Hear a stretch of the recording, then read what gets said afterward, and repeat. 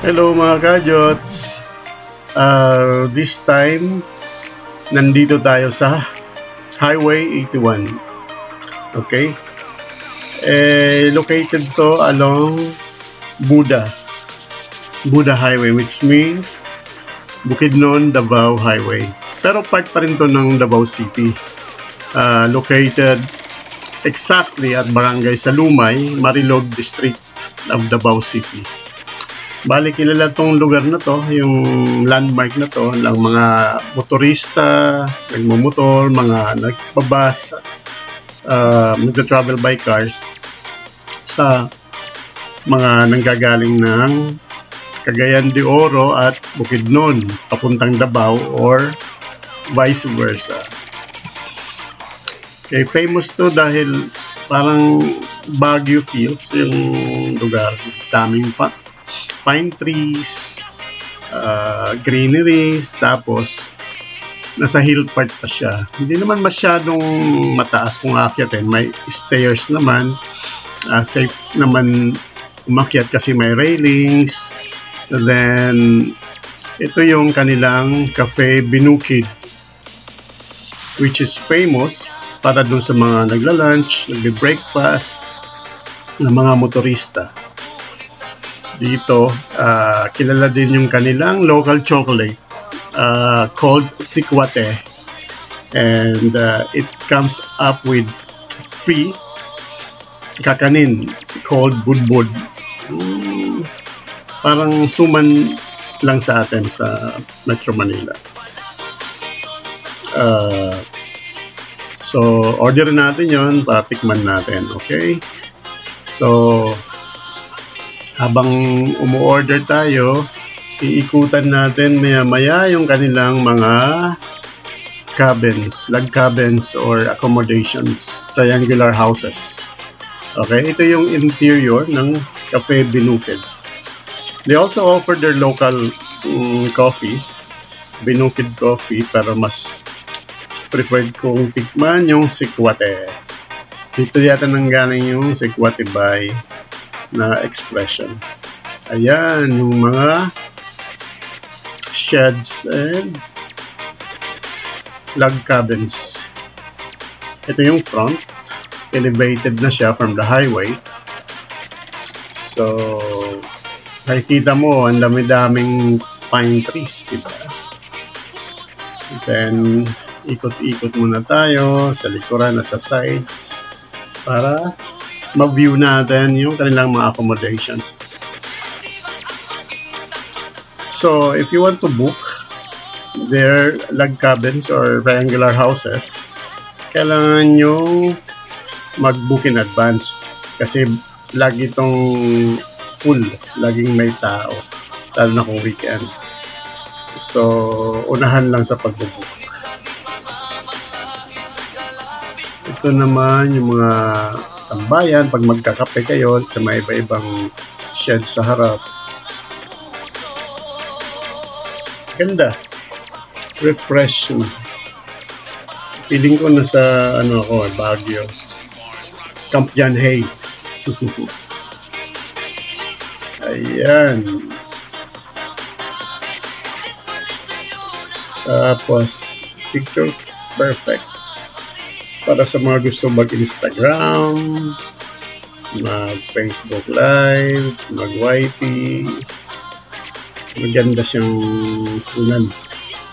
Kaya no wonder, ang daming tumatambay dito pag mga papuntang Bukidnon or pabalik ng Davao. Dito muna sila mag-recharge, magkakape, mag-tsokolate.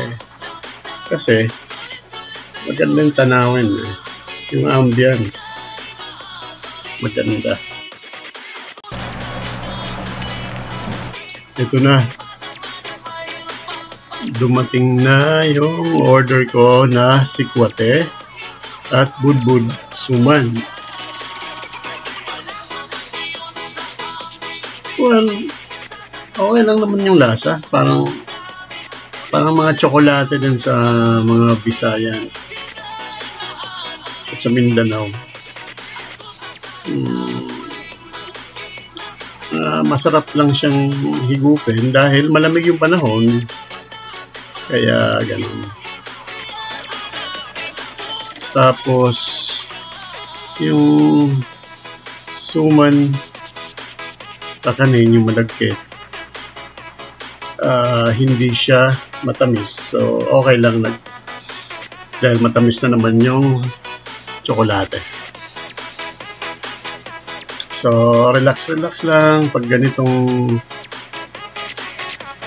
mahaba ang driving ng motor. So mga more than 1 hour din bago kami nakarating dito from Davao City. Ang traffic dapat yata mayroon na silang metro o LRT dahil ang traffic ng kanilang expressway.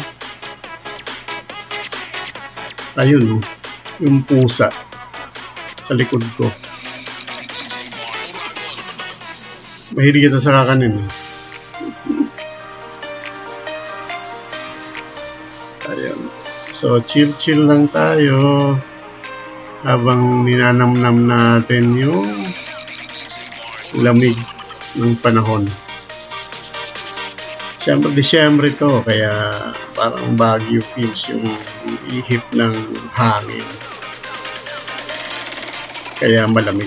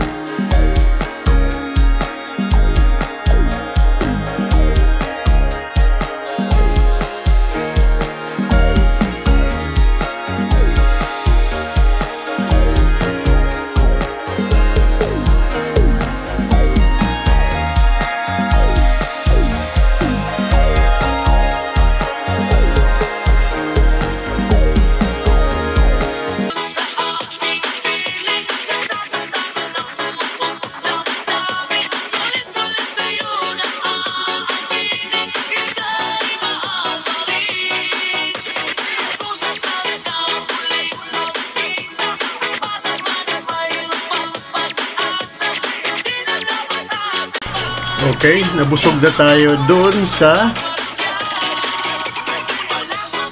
Sikwate at Budbud. Kaya it's time to go up and make rounds. Putan natin uli sa baba at sa harap. Tara, samahan niyo ako.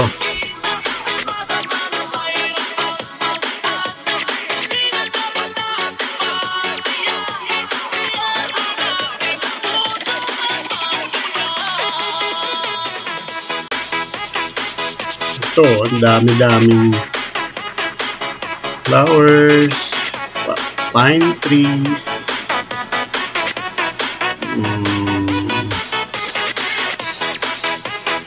masarap tambayan.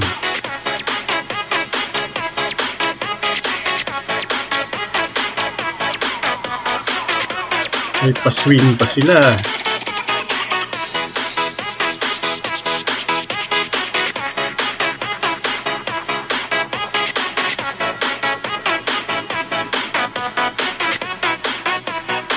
Ito yung shed na may balkonahe din.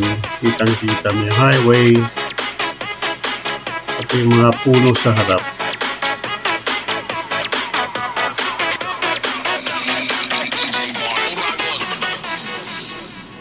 Okay, so ngayon, pababa na tayo. Tapos na tayo sa ating tour sa Highway 81. So, kung nagbabalak kayong pumunta ng Cagayan de Oro, Bukidnon, galing Davao, o vice versa, daan lang kayo dito. Hindi nyo ito makakaligtaan dahil kitang-kita naman sa highway yung signboard nila. At ang dami nakapark. Ibig sabihin, dami nagpupunta talaga dito. So, ayun, advice ko lang, okay lang naman ng day tour kahit hindi na kayo mag-stay. Kasi laging punuan naman dito. Ayun lang, yung experience lang na nakapagkape ka dito is okay na.